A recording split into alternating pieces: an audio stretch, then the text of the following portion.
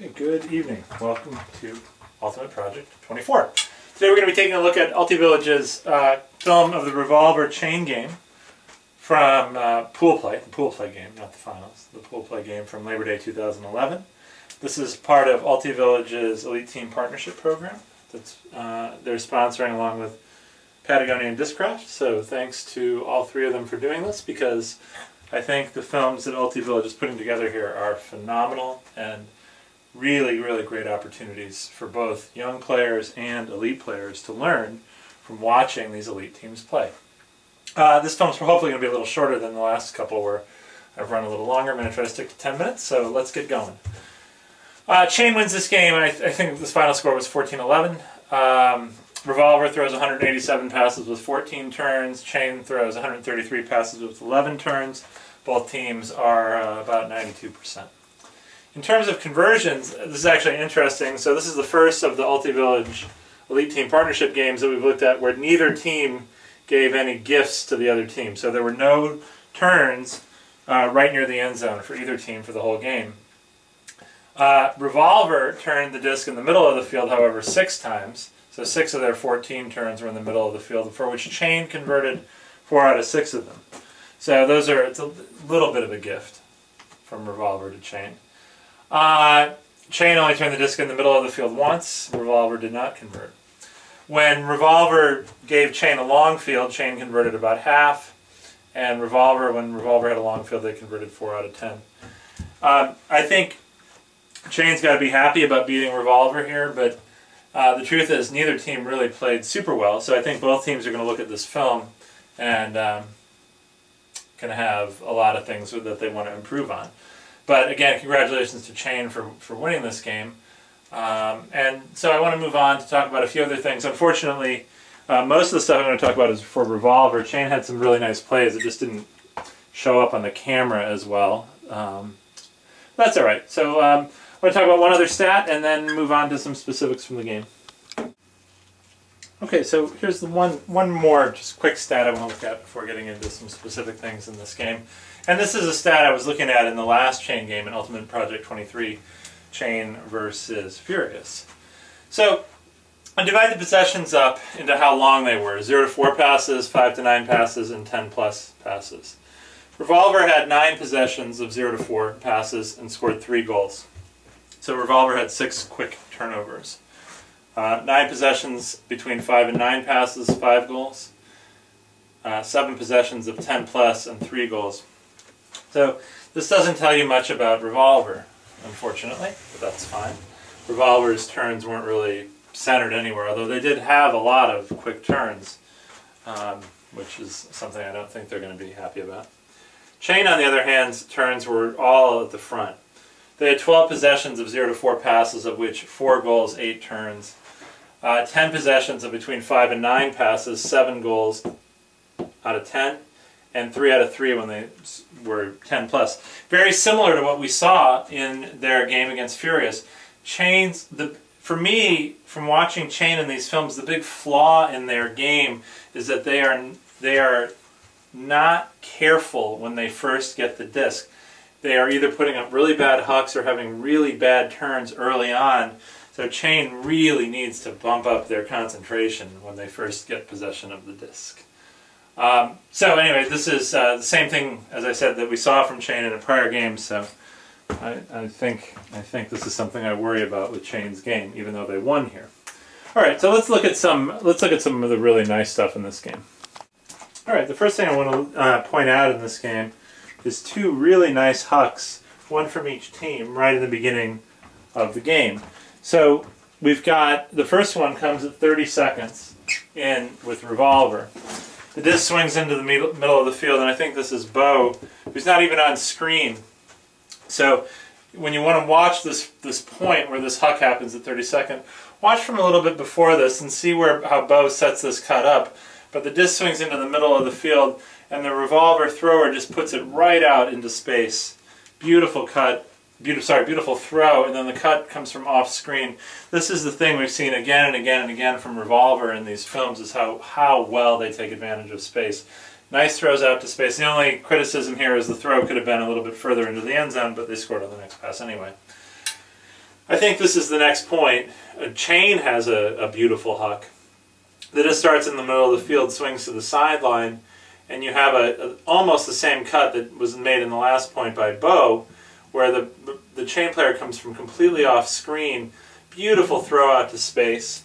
It's hard to improve on these. This is right in the beginning of the game, and great lessons. As I said in the first huck with Bo, watch how this chain player sets up this cut.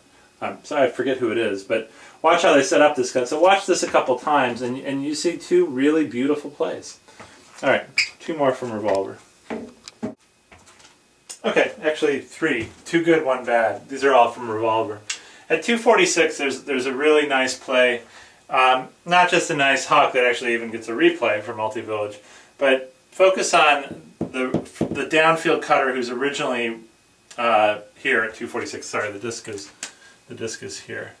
What happens is this handler comes over and gets the disc sort of here.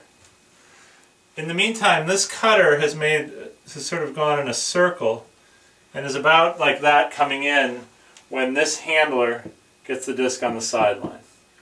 And so at this point, this cutter has a decision to make. He can either go down out the field to try to score in the end zone, which you see all the time, but he makes a really great play clearing space, which you see again and again from Revolver, and he just gets out of the way. And the cut to score comes from all the way down here. The guy, one of the handlers, comes in, and a beautiful pass goes up out to space, and Revolver scores. Really nice play, but all the credit, maybe not all, a lot of the credit to this downfield cutter, who single-handedly could have shut this down by just cutting off all the space down there.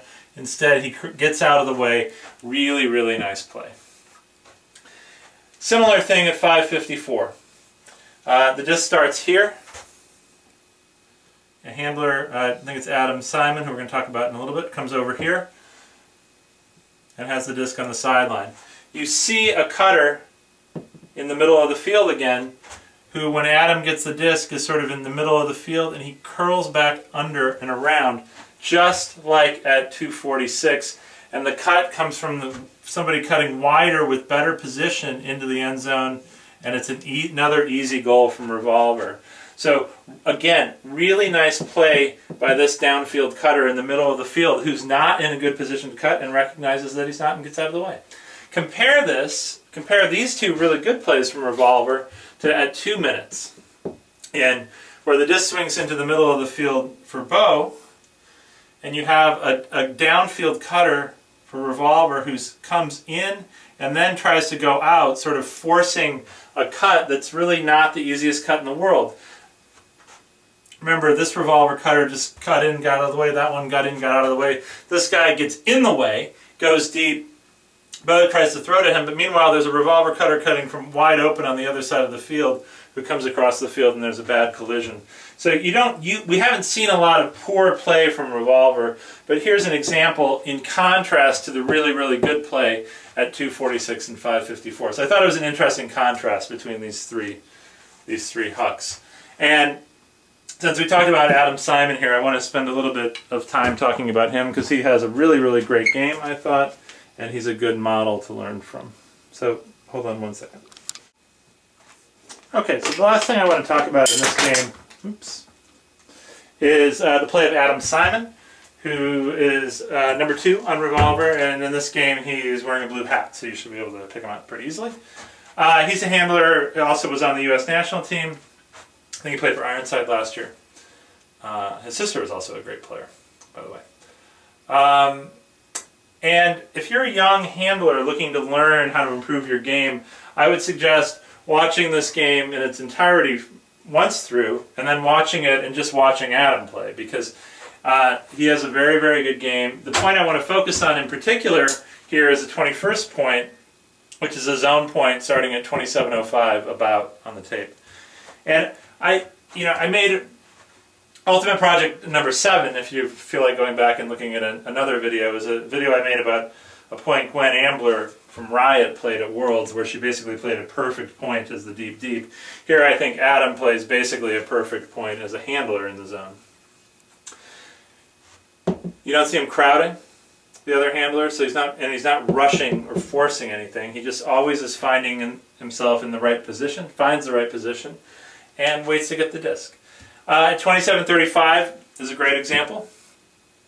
You'll see him just sort of parking himself in the middle of the field. But if you notice, there's 6 chain defenders on the left-hand side of the screen. So in order to come and get the disc to come over there to the defenders is just playing into the defender's hand.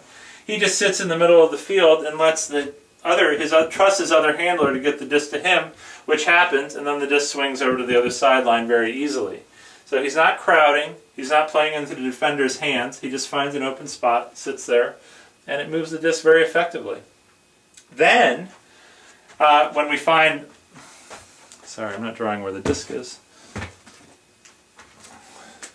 So the disc starts here, and then comes over to Adam, who swings it over to the other sideline. Now in this picture, the disc is here. This is just a few seconds later. In fact, I'm pretty sure this is the guy who Adam swung the disc to, and now Adam's here. And he notices something very interesting and makes a really great play.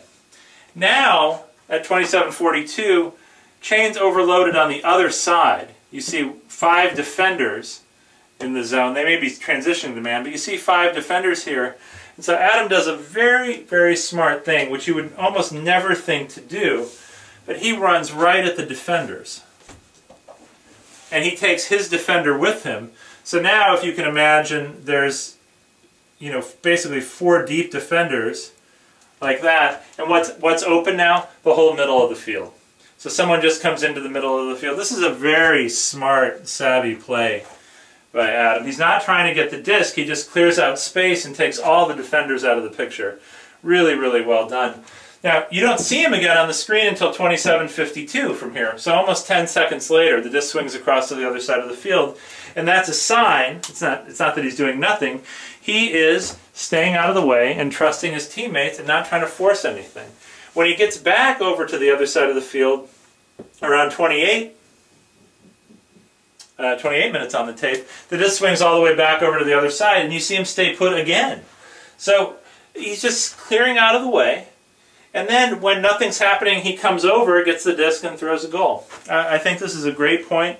I can't think of a single thing in watching this 3 or 4 times that I would suggest he's where he could improve his positioning or improve where he's in, or his movement at any time during this point. So I think, again, if you're a young handler, you could do a lot worse than picking him as someone to watch in this game. So anyway, thanks for watching. Thanks again to Ultivillage, Discraft, and Patagonia for putting this together, and hope this was helpful in getting a little more out of this game. Thanks for watching.